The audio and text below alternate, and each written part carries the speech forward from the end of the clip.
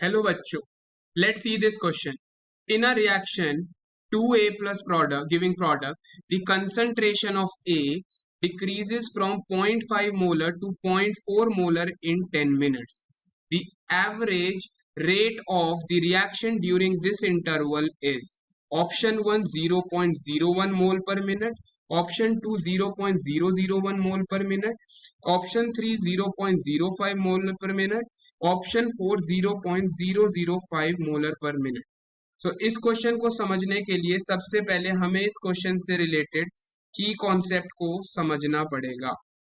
तो की कॉन्सेप्ट क्या है, इस रिएक्शन में हमसे क्या पूछा गया है, इस रिएक्शन में हमसे पूछा गया इस क्वेश्चन में average rate of the reaction.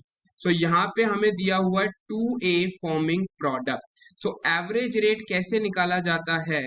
So average rate of the reaction will be given by -1/2, that is the change in the concentration of reactant per with respect to time, it will be equal to given by this. So यहाँ पे हमारा rate कैसे given होगा?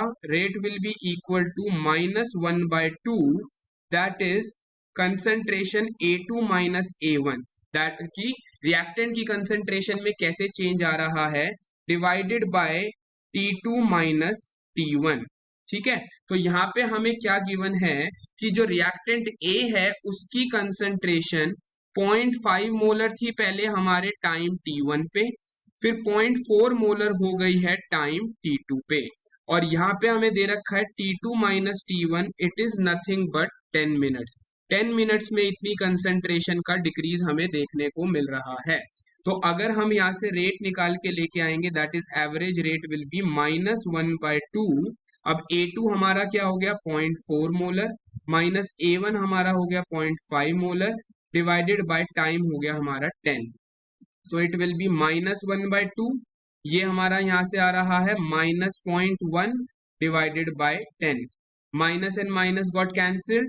सो ये हमारे पास value क्या निकल के आ जाएगी 0.01 divided by 2, that will be equal to 0.005 mole per minute inverse.